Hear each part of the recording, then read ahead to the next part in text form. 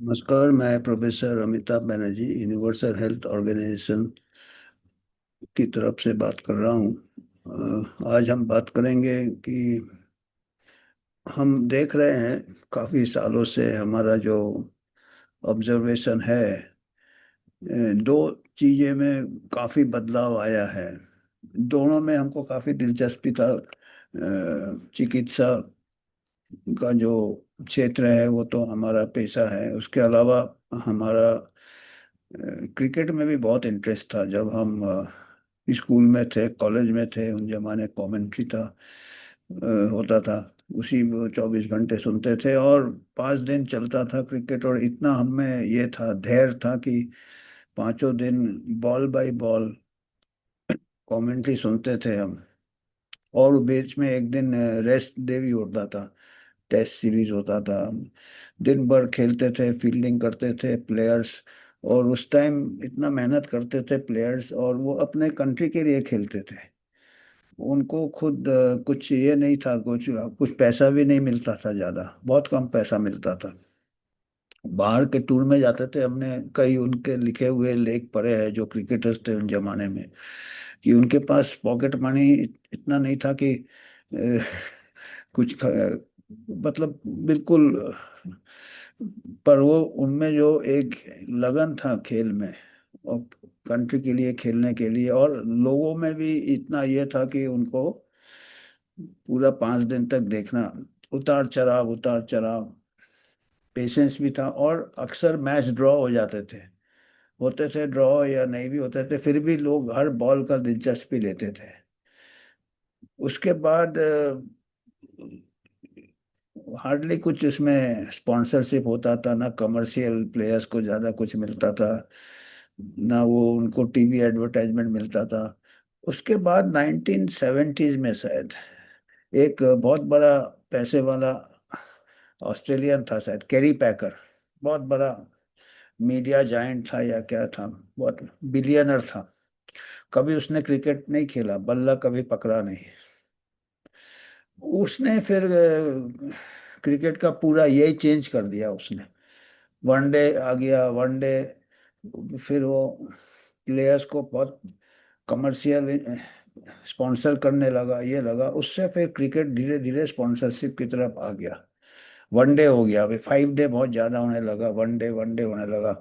उसके बाद कई स्कैंडल्स भी हुए थे। जैसे जैसे ये क्रिकेट में कॉमर्शियल इंटरेस्ट आया, प्रॉफिट आया, और क्रिकेटर्स बहुत रिच होने लगे, और फिर उनको एडवर्टाइजमेंट में बहुत ऑफर आने लगे, तो आधा टाइम वो स्टूडियो में, क्रीज में कम रहते थे, क्योंकि टेस्ट मैच में 5 दिन उनको क्रीज में रहना पड़ता था। तो वो जल्दी से वनडे में किया। और फिर मैच फिक्सिंग का भी फिर बड़े बड़े उंगलियां उठने लगी, कई लोग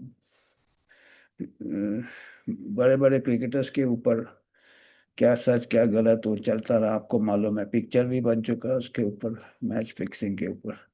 साउथ अफ्रीका का भी एक कैप्टन था, बहुत उसके भी नाम पे था। हमारे इंडियन कैप्टन के ऊपर भी था, पता नहीं क्या सही क्या गलत, कुछ होता नहीं है, ये चलते रहते केसेस। उसके बाद अभी तो वो आ गया, T20 आ गया। एक दिन भी इतना धैर्य नहीं है लोगों को, और वनडे में भी रिजल्ट होना है, इधर या इधर इधर।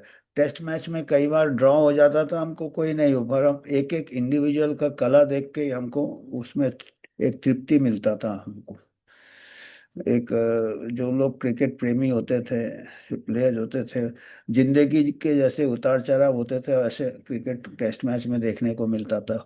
फाइट बैक कैसे करना, पहले इनिंग में जीरो में आउट हो गया, अगले इनिंग में कैसे फाइट बैक करना। विश्वनाथ जीरो बनाया पहले इसमें, टेस्ट मैच में पहले दूसरे इनिंग में सेंचुरी मार दिया। तो इस टाइप के ये देख के वही एक प्रकार से पर अभी वनडे में रिजल्ट, फिर T20 में हमको स्पेक्टेटर स्पोर्ट हो गया वो। तो पैसा ही पैसा है उसमें, कला वाला एक तरफ जितना बने एक प्रकार से। फिर क्रिकेटर ऑक्शन होने लग गए, तो वो फिर क्रिकेटर पैसे बहुत, बहुत पैसे, करोड़।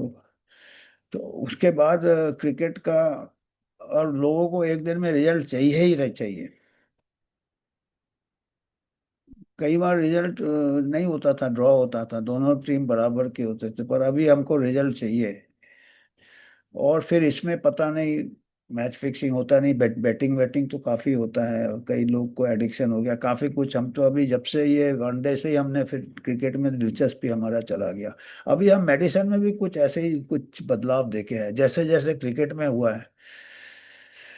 पहले ऐसे टेस्ट मैच में बेचारे क्रिकेटर मेहनत करते थे, पहले डॉक्टर होता था, प्राइवेट प्रैक्टिस करता था और बहुत एक्सपीरियंस हो जाता था उसको, ऑन ग्राउंड एक्सपीरियंस। जैसे क्रिकेटर को एक्सपीरियंस होता था 5 5 6 6 दिन खेल के, एक एक बॉल का पिच समझता था, ये समझता था सब कुछ। और ऐसे डॉक्टर को एक एक पेशेंट देख के उसको समझ में आता था कौन सा पेशेंट को कौन सा दवाई चाहिए, कौन सा ये क्या, किसको क्या, उसका बैकग्राउंड क्या है। और बहुत एक्सपीरियंस हो जाता था, पैसे कुछ ज़्यादा नहीं कमाता था, अपना एक दुकान है, एक क्लिनिक है, ज़्यादा ज़्यादा उसके बाद थोड़े हॉस्पिटल्स, कुछ पॉलीक्लिनिक टाइप हो गए, अपने पर अपने ही कंट्रोल में उसको रहता था, उसका हॉस्पिटल वही में। तो फिर उसके बाद उसमें भी कमर्शियलाइजेशन आ गया, जैसे क्रिकेट में आ गया।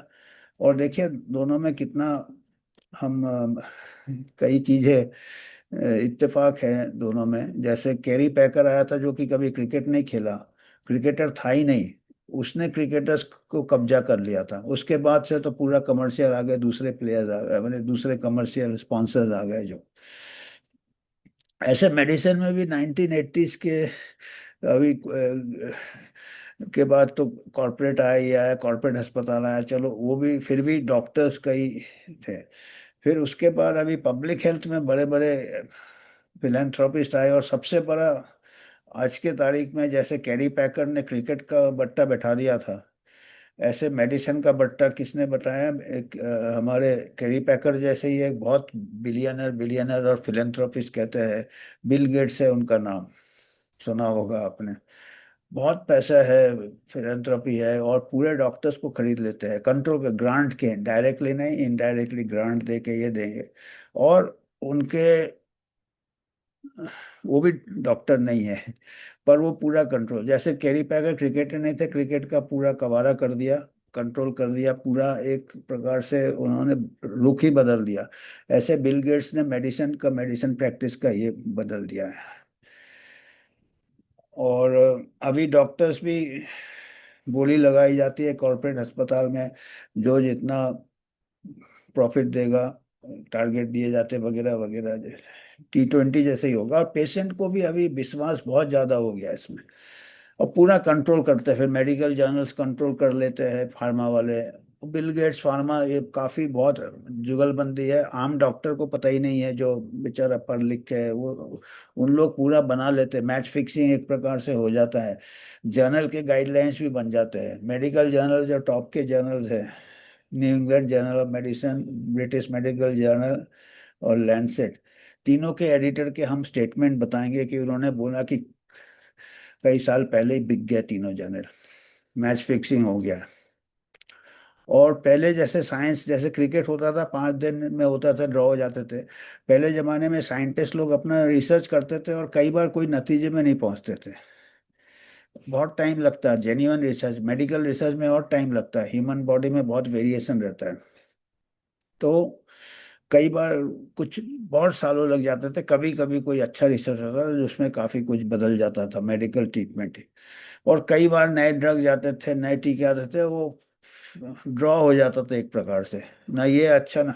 पर अभी जैसे, अभी जो फार्मा है वो अभी T20 जैसे उनको रिजल्ट चाहिए और जल्दी चाहिए, तो वो फिर मैच फिक्सिंग वाली बात आ जाती है, वो रिसर्चर्स को ग्रांट दे देते हैं और पहले से उनका ये रहता है कि ये ड्रग को अच्छा बताना है, इसके खाली बेनिफिट बताने हैं, इसके जो आपके दुष्प्रभाव है उसको नहीं बताने का है। और मार्केटिंग में आ जाता है फिर पूरा ड्रग को प्रमोट, और बिलियन बिलियन डॉलर इंटर, फिर डॉक्टर्स को भी बाद में समझ में नहीं आता।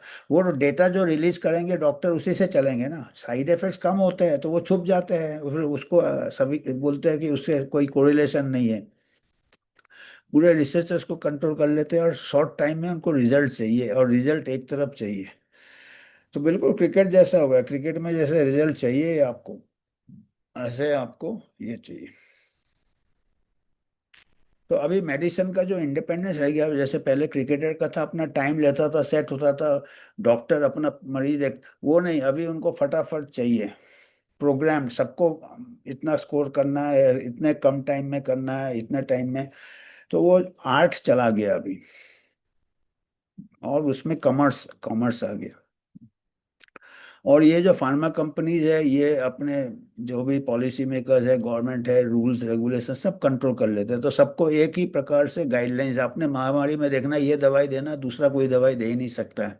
पहले क्या था, डॉक्टर को एक ये था। अभी क्या, डॉक्टर का लाइसेंस, कई कंट्रीज में लाइसेंस चले गए, उन्होंने वो फॉलो करना है, ऑर्डर फॉलो करना है, एक एल्गोरिथम बना देना है, ये एल्गोरिथम है, अभी तो एआई भी आ रहा है, उसके हिसाब से ही जाना है।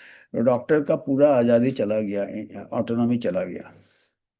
और इसमें आज जो हम बात कर रहे हैं, इसमें हमको बहुत इनपुट दिया है, हमारे बहुत पुराने साथी है, दोस्त है, अपने जिगरी दोस्त जिसको कहते हैं, हम एक ही साथ पढ़े हैं, एमबीबीएस में साथ रहे हैं, डॉक्टर अनुराग वर्मा, उन्होंने काफ़ी इनपुट्स दिया है, उनके भी मैं कुछ, उन्होंने एआई जनरेटेड फोटो वोटो बनाया, उससे भी मैंने कुछ लिए हैं। कुछ उन्होंने ब्लॉग्स लिखते हैं वो, उनका ब्लॉग इसी के ऊपर कैसे, तो उनके आइडियाज काफ़ी है आज इसमें, तो मैं उनके से अनुमति लिया था।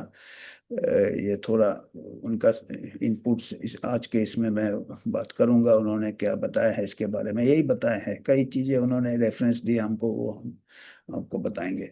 तो वो अभी चाइल्ड स्पेशलिस्ट थे वो, डॉक्टर अनुराग वर्मा, कोल माइंस में, धनबाद में पीडियाट्रिशियन थे, और काफ़ी सीनियर ये हैं, तो काफ़ी उनके आइडियाज़ बहुत इस टाइप के क्रिएटिव आइडियाज है कि बहुत कम डॉक्टर लोग ही समझ पाते हैं क्या हो रहा क्या नहीं हो रहा।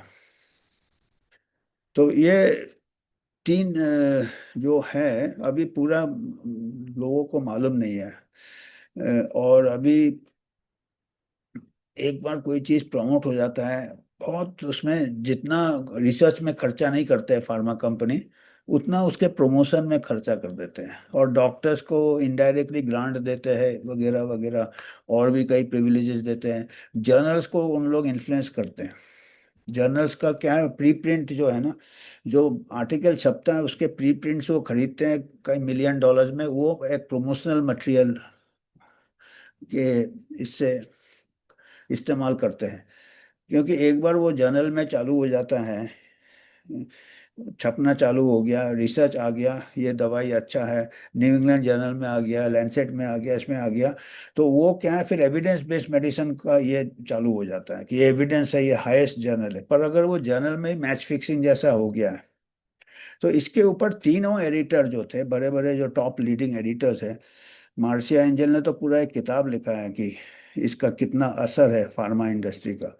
रिचर्ड स्मिथ ने भी बोला, ब्रिटिश मेडिकल जर्नल के जो एडिटर थे, और रिचर्ड हॉटन जो लैंसेट के एडिटर है, उन्होंने भी लिखा था पहले, आजकल तो थोड़ा सा वो भी शायद प्रभाव में आ गए, क्योंकि अभी भी वो लैंसेट के एडिटर है, बाकी ये मार्सिया एंजल और रिचर्ड स्मिथ अभी एक्स एडिटर है पहले के।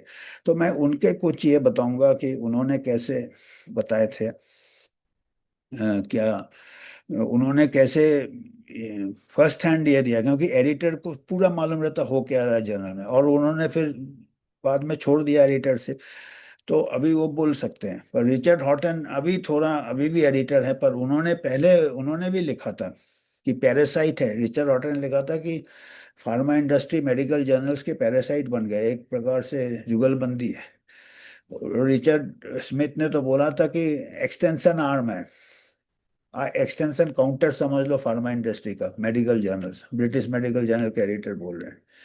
और न्यू इंग्लैंड जर्नल के जो एडिटर इन चीफ थे मार्सिया एंजल, उन्होंने तो पूरा किताब लिख दिया कि ड्रग कंपनीज का, फार्मा का कितना इन्फ्लुएंस होता है मेडिकल जर्नल्स पे। तो अभी हमारा सवाल ये उठता है कि हमारा जो बुनियाद है एविडेंस बेस्ड मेडिसिन का, जो जर्नल्स ही जो डॉक्टर पढ़ते हैं, वही अगर कॉम्प्रोमाइज है, तो फिर हमारा कितना कुछ ये हो गया है। हमको क्या करना है, अभी सोचना पड़ेगा कि रिसर्च के लिए क्या था कि 30 साल पहले, आज से 30-40 साल पहले, जब ये इस टाइप का पतन जो चालू हुआ है, ये कब चालू हुआ?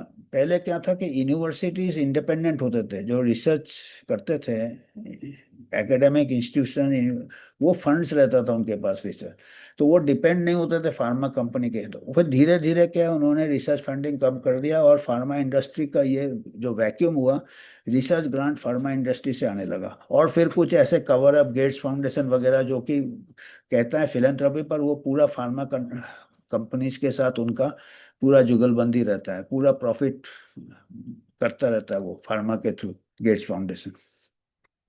तो उससे क्या हो गया कि इन लोग फिर रिसर्च कंट्रोल करने लगे, इन लोग डिक्टेट करने लगे, इन लोग रिसर्चर्स को कंट्रोल करने लगे। रिसर्चर्स का नौकरी इनके ऊपर डिपेंड है, अगर उनका उस हिसाब से रिजल्ट उस दिशा में नहीं ले गए, कुछ कुछ चीज नजरअंदाज कर दो, साइड इफेक्ट नजरअंदाज कर दो, ये कर दो, फिर उनका अगला ग्रांट नहीं मिलता।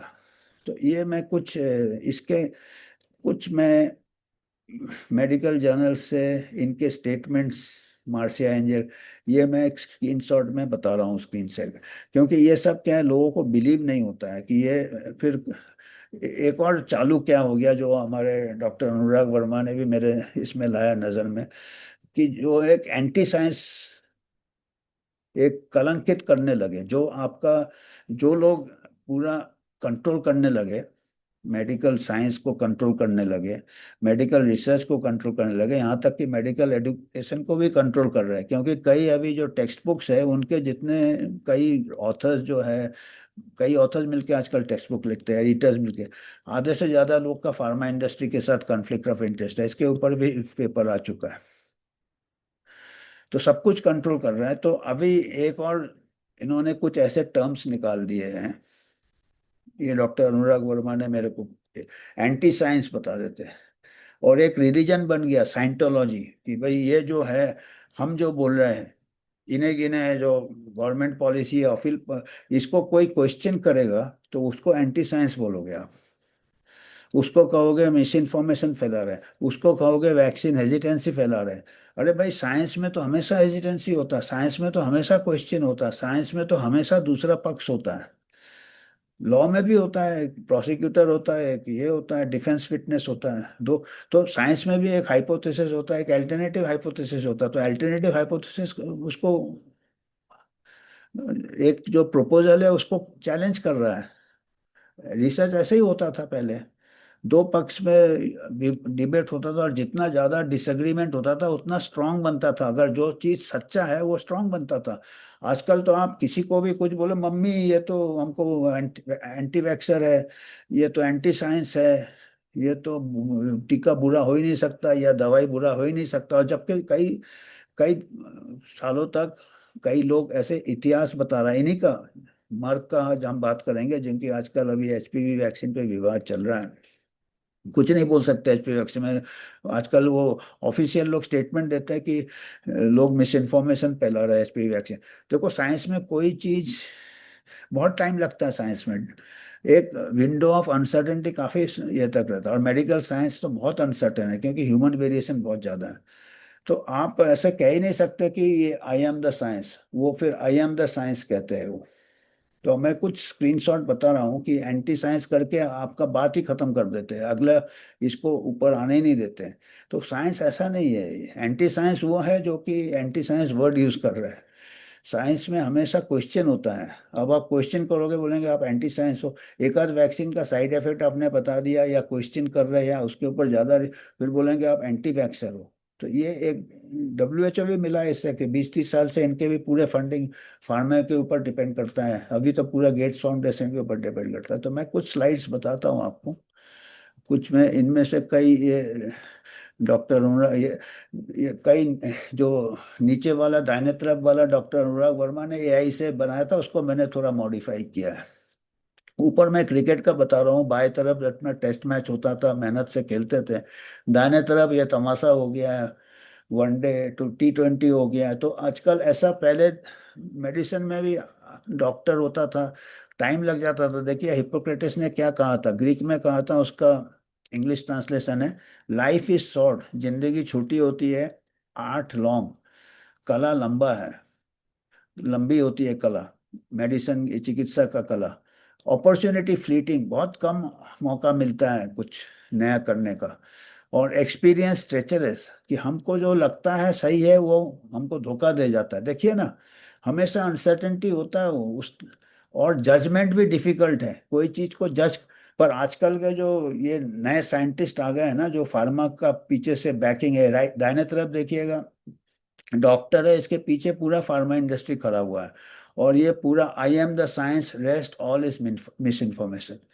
जबकि बड़े बड़े हिपोक्रेटिस फादर ऑफ मेडिसिन, उसके बाद जब डॉक्टर्स थे, उन्होंने कहा था कि भाई पूरा जिंदगी लग जाता है, अ, समझ नहीं आता है क्या है मेडिकल, और जजमेंट निर्णय बहुत डिफिकल्ट होता है। तो इन लोग कैसे कहते हैं I am the science and rest all is miss information. तो ये डॉक्टर अनुराग वर्मा ने ये दिया था, दी एंटी साइंस स्मोक स्क्रीन, कि एक एंटी साइंस बोल के आपने एक दीवार लगा दिया, और लोग भी इससे प्रभावित हो जाते हैं। वो तो वो सोचते बिल्कुल सब सॉल्व हो जाएगा। तो ये नए साइंस के बाबाजी लोग हो गए कि ये बस हम ही सही है, बच्चा हमारा बात सुन लो, ये सुन लो। पहले जब में विभूति देते थे या कुछ ऐस देते थे, अभी आपको वो तो चलो एक मन को शांति मिलता था, कम से कम नुकसान तो नहीं होता था, काला टीका लगा लिया ये या ताबीज। पर इसमें तो आपके शरीर में कुछ डाल रहे हैं जो कि ठीक से जांच हो तो ठीक है, पर इतना जल्दी T20 जैसे कर रहे हैं, उसका नतीजा जल्दी से निकाल के उसको मार्केटिंग में चालू हो जाते हैं। ये है मार्सिया एंजल, देखिए new England Journal of medicine. Doctor Marcia angel, her exposé of big pharma is an important public service. ये करीब 2000 आज से 25 साल 20 साल पहले किया था, पर तब से चल रहा है, सोचो 20 साल 25 साल पहले से। अभी तो और पता नहीं होगा, अभी तो स्टैंडर्ड इम्प्रूव तो दिख नहीं रहा किसी चीज में। ये देखिए ब्रिटिश मेडिकल जर्नल में 2004 को इसका, the truth about the drug companies, how they deceive us and what to do about it. ये मार्सिया एंजल का किताब के ऊपर एक लेख आया था ब्रिटिश मेडिकल जर्नल में। ये देखिए डॉक्टर मार्सिया एंजल, जो कि written research book Big Pharma, it is a clear exposé of the American drug industry. उसका पूरा खुलासा है अमेरिकन फार्मा का। और impeccable prose we expect from a former editor of New England Journal of Medicine. किसी भी doctor से पूछ लीजिए, ये नंबर 1 जर्नल है न्यू इंग्लैंड। उसकी एडिटर खुद बोल रही है कि फार्मा इन्फ्लुएंस बहुत करता है। ये देखिए drug companies, how they deceive us and what to do about it, Marcia Angell का। Among the many exposed use of contract research organisation. आजकल क्या होता है, रिसर्च क्या पहले यूनिवर्सिटी में साइंटिस्ट करते थे, आजकल कंट्रैक्ट कर दिया जाता है। CRO कहते हैं, कंट्रैक्ट रिसर्च ऑर्गेनाइजेशन। और वो इन्फ्लुएंस करता है क्लिनिकल रिसर्च को। और सिडक्शन ऑफ डॉक्टर्स, देखिए क्या क्या इन्होंने लिखा है भाई, New England. Drug companies gave doctors 11 billion worth of free samples addition to food flattery and friendship provided by drug company representative doctors. तो कई फॉरेन टूर ले जाते हैं, कई आपको एंटरटेन करते हैं, कई आपका एजुकेशन प्रोग्राम कर देंगे। इसके बाद ये जो रिचर्ड हॉटन है एडिटर, इन्होंने कहा कि ड्रग कंपनी एक पैरासाइट है, कीड़ा है, रिलेशनशिप विथ जर्नल। जो आपका कीड़ा आपके बॉडी में आ जाता है ना, आपके पेट में कीड़े आ जाते हैं, आपका खाना भी खाता रहता है। तो relationship between medical journal and drug industries between Symbiosis and parasitic, दोनों एक दूसरे को मदद करते हैं। और फिर कई ड्रग कंपनी ज्यादा, आपका पेट का कीड़ा काम ज्यादा करता है, बैठे बैठे खाता रहता है। तो वो कहते हैं आजकल पैरासाइट की तरफ ज्यादा झुकाव चला जा रहा है। ये हाउस ऑफ कॉमन को बताया, हियरिंग कोई एविडेंस हो रहा था। और ये तो ठेठ ठेठ कहते हैं, medical journals are extension arm of marketing arm of pharmaceutical companies. Richard Smith, ये मेडिकल जर्नल फॉर्मर एडिटर और ब्रिटिश में, ये पूरा लेख लिखा है उन्होंने।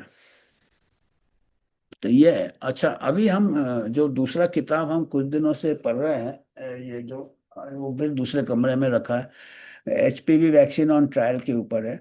उसमें पूरा खुलासा किया HPV वैक्सीन का कैसे बेस बनाया, कैसे मर्क कंपनी का नंबर 1 प्रोडक्ट है, क्योंकि इसको ऊपर डिपेंड करता है मर्क का और जीएसके और मर्क का एचपीवी वैक्सीन है। मर्क का गार्डेसिल है और इसका सर्वावैक है। इसका क्या है, इसका भी है दूसरा सर्वावैक तो। हाँ, सर्वारिक्स है शायद। तो मर्क का एचपीवी वैक्सीन 2017 को 2.3 बिलियन रेवेन्यू था, और 2.2 बिलियन से, or 135 million pounds, roughly 186 million in the same year, although down from a pinnacle of 506 pounds. To date, the three pharmaceutical giants have distributed 270 million doses of HPV vaccine around the world. तो ये दोनों company का HPV vaccine बहुत important product है। अगर इतना billions of dollar turnover हो रहा तो फिर आप समझ सकते कितना इन्फ्लुएंस करेगा। और इसका कारण है गार्डेसिल, इसके लाइफलाइन था एक्चुअली मार्क का। ये फाइनेंशियल हेल्थ बुरी तरह पिट गया था ये, क्यों, इनका एक दवाई जो था वियोक्स, वो उनको विड्रॉ करना पड़ा, लाखों डेथ हो गए थे उसमें हार्ट अटैक से। वो पेन किलर होता था वियोक्स। As Merck's financial note, discovery of previous unknown side effects or removal of Gardasil from the market would hurt। तो अभी ये किसी हालत में गार्डेसिल को मार्केट से नहीं निकाल सकते हैं। ये लिखा है इन्होंने, discovery of a previous unknown side effect. अभी आप उसका अगर वैक्सीन में कोई साइड इफेक्ट बताओगे तो मार्क को काफ़ी मार्केट लॉसेस होगा। और जीएसके का भी यही हाल है, Cervarix leading products and revenue is material to the corporation of whole. ये दोनों कंपनी का एचपीवी वैक्सीन के ऊपर ये टिका हुआ है। तो अगर थोड़ा भी इसका एडवर्स पब्लिसिटी होता है तो ये किसी हालत में ये रिकवर, क्योंकि इनका पहले हो चुका है। वियोक्स एक दवाई था, उसके बारे में हम बता रहे हैं। इज हार्ड टू, इसका इतिहास क्या है ये इस किताब में बहुत डिटेल किया है और सब रेफरेंस दिया है। Suffered a financial loss from drug Vioxx, इनका एक दवाई वियोक्स था। और कुछ लोग कहते हैं कि एचपीवी वैक्सीन से ये वियोक्स का कर्जा उतार रहे हैं। Vioxx is the brand name for drug rofecoxib, non steroid anti inflammatory drug, जोड़ों का दर्द उर्द के लिए, chronic pain, acute pain, arthritis वगैरह। एफडीए ने अप्रूव कर दिया था 1999 में। और सेफ्टी कंसर्न्स हो गए थे उसमें, और उनको विड्रॉ करना पड़ा मार्केट में सितंबर 2004 को। 5 साल के अंदर वो ड्रग को विड्रॉ करना पड़ा, क्योंकि उसमें सेफ्टी कंसर्न्स आ गए थे। हार्ट अटैक्स होगा, और वो कई सालों तक उन्होंने 5 साल में छुपाते रहे। बताइए ये ऐसे ही हुआ था आपका कोविशील्ड से, एस्ट्राजेनेका भी ऐसा ही हुआ, उनको इन्होंने विड्रॉ किया जब खून के धब्बे आ रहे थे। तो अभी जब मार्केट में था 5 साल इनका viewer, 80 million people world wide took viewers and 2.5 billion कमाया बहुत उन्होंने। और वॉलेंट्री विड्रॉ कर लिया, क्योंकि उनको अंदर अंदर पता चला कि इसके साइड इफेक्ट हो गए, आज नहीं तो कल पकड़े जाएंगे। Drug carried significant undisclosed cardiovascular risk.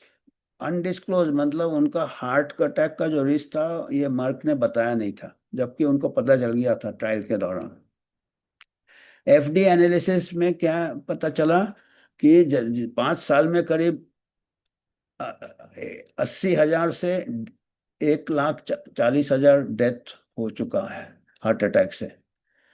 Doctor Peter Godse of Nordic कॉकरेन centre put the estimate of deaths, 1 lakh से ऊपर लोग मारे गए इससे, और ये ठीक से डिस्क्लोज नहीं किया। अभी जो बताते रहते हैं ना, कोई भी दुष्प्रभाव का रेयरेस्ट ऑफ रेयर, रेयरेस्ट, कौन गिन रहा है? गिनेंगे तभी तो पता चलेगा ना पॉपुलेशन लेवल में। अच्छा ये देखिए, न्यू इंग्लैंड जर्नल भी इसमें इन्वॉल्व था। देखिए कितना बड़ा इत्तेफाक है। मार्सिया एंजल जो एडिटर थी, उसने एक किताब लिखा, उसके बाद उसने एडिटरशिप छोड़ दिया। तो इस घोटाले में new England Journal of medicine का भी हाथ था, ये वियोक्स का जो घोटाला हुआ था। Not only mark and FDA responsible थे, जिम्मेदार थे। New England Journal of medicine ने क्या किया था, पब्लिश किया था इनएक्यूरेट डेटा, गलत आंकड़े पब्लिश किया था from Merck clinical trial called VIGOR, omitting heart attack information, although that information was in the FDA website। देखिए FDA वेबसाइट में तो हार्ट अटैक होता है, पर जर्नल में वो साइड इफेक्ट और दुष्प्रभाव के बारे में जिक्र नहीं किया था, कोई पेपर डेटा जो दिया था। अभी भी आप देखिएगा कोई टीके का वेबसाइट में रहेगा, पर आपका पेपर में बताएंगे सेफ एंड इफेक्टिव, बड़े बड़े एक्सपर्ट आके साइड इफेक्ट नहीं बताएंगे। ये इतिहास में हो चुका है। 5 साल के बाद द जर्नल बिकेम कंसर्न, तो फिर जर्नल को भी डर लगने लगा कि अभी तो पानी सिर के ऊपर जा रहा, लिटिगेशन एक्सपोजर हो जाएगा, कोई कोर्ट केस कर देगा जर्नल के अगेंस्ट कि क्यों छुपाया data, and published an expression of concern about his role in the वियॉक स्कैंडल। तो उन्होंने कंसर्न एक्सप्रेस कर दिया कि हमको थोड़ा शक है डेटा में, माने धीरे धीरे अपना फेस सेव कर रहे थे। आप समझ रहे हैं ना, ये मेडिकल जर्नल और फार्मा कंपनी कितना दोनों का। तो ये भी कहा कि अगर वो पहले new England journal medicine correct data publish करता शुरू में ही, तो कई जानें बच जाती। और ईमेल का जो पता चला जब कोर्ट केस वगैरह हो रहे थे, deaths as the result of unknown causes, जो डेथ्स हो रहे थे उसको अननोन कॉजेस बता दिए थे। अभी भी ऐसे ही होता है। डॉक्टर अर्ज द रिसर्च टू चेंज, और जो सीनियर ये थे उन्होंने बोला कि रिसर्चर को बोला इसको डिस्क्रिप्शन को चेंज कर दो, so that we don't raise concern. So that क्या होगा, कंसर्न नहीं, लोगों को फिर चिंता नहीं हो कि इसके साइड इफेक्ट्स हो रहे हैं। Another email said if they attributed a particular woman's death to drug in the clinical trial, they ultimately did not. It would have put us in terrible situation. देखिए ये एक अंदर से जब डॉक्यूमेंट्स लिए तब पता चला कि दूसरे को बोला कि आप बता नहीं सकते कि ये दवाई से डेथ हुआ, अगर आप बताएंगे दवाई से डेथ हुआ तो बहुत बुरे फंस जाएंगे हम लोग। तो ये पूरा मर्क वही मर्क है जो एचपीवी वैक्सीन बनाया है गार्डेसिल, जो कि अभी हमको दिया जा रहा है। अब सोचो, आप एक दुकान में पहले नकली चीज मिला है, आप उस दुकान में फिर से जाओगे, पर ड्रग कंपनी का इतना मार्केटिंग रहता है कि हम उसी ड्रग कंपनी के पास विश्वास करते हैं और उसी का प्रोडक्ट लेते हैं। पूरे डॉक्टर को मोहित कर देते हैं, पूरे पब्लिक को मोहित कर देते हैं बिकॉज ऑफ मार्केटिंग। रिसर्च कम रहता, मार्केटिंग ज्यादा रहता। ये पूरे देखिए इसके सबके रेफरेंस दिए हैं, सोर्स दिए हैं। मर्क ने फिर एक फेक जर्नल भी पब्लिश कर दिया, देखिए खुद का जर्नल भी बना देते हैं। Austral Australasian Journal of Bone and Joint in which overlooked a peer reviewed medical journal. वो पीयर रिव्यू मेडिकल जर्नल जैसे to include articles about Merck products including Vioxx without disclosing sponsorship. Australia में litigation हुआ, Merck hit list of doctors. Merck ने doctors का hit list भी बनाया था जिन्होंने दुष्प्रभाव के बारे में बात किया, और indicated after the names the words neutralise, इन डॉक्टर्स को न्यूट्रलाइज कैसे करना है, या तो एंटी साइंस बता दो या उनको कलंकित करो। न्यूट्रेट और डिस्क्रेडिट, उनको डिस्क्रेडिट करो, जैसे अभी बिल्कुल वैसे ही हो रहा है। अभी देखिए आप, मर्क का पूरा गेम प्लान रहता है। वियॉक्स में किया था कि जो डॉक्टर उसका दुष्प्रभाव बता रहे हैं उनको न्यूट्रलाइज करो, उनको डिस्क्रेडिट करो, उनका रेपुटेशन खराब करो। According to Australian newspaper, Merck emails from 1998 showed company executives complaining about doctors who disliked Vioxx. तो एग्जीक्यूटिव ने ऐसे ब्लैकलिस्ट बना दिया कि ये डॉक्टर्स ये है। One mob style email said we may need to seek them out and destroy them where they live। मतलब हमको उनको पकड़ना है और उनका कैरियर डिस्ट्रॉय करना है एक प्रकार से। तो आप समझ लो पूरा कितना स्ट्रांग माफिया जैसे काम करते हैं ये फर्म। तो ये अभी ये मैं डॉक्टर अनुराग वर्मा ने लिखे हैं कि इसका क्या कर सकते हैं। अब देखो ये कर तो मेरे को लगता बहुत सबको पता चले तब, किसी को पता नहीं, इतना इनका कंट्रोल है। To reclaim the soul of medicine और ड्यूअल रेवोल्यूशन चाहिए हमको। Decoupling, we must separate research funding, main research funding independent research होना चाहिए फ्रॉम प्रॉफिटियर्स। तो evidence base is not just वो एविडेंस बेस, आजकल वो चमक धमक का ब्रोशर बना देते हैं, पोस्टर बना देते हैं, फिल्म स्टार को नचा देते हैं, वो एविडेंस हो जाता है। रिसर्च T20 जैसा नहीं होता, रिसर्च टेस्ट मैच जैसे होता 5 डे। तो दूसरा है कि true progress lies in returning to classical spirit of inquiry. Where scepticism is a virtue, हमको क्वेश्चन करना है, हमको विश्वास नहीं करना है। साइंस में विश्वास नहीं होता है, वो डॉगमा है।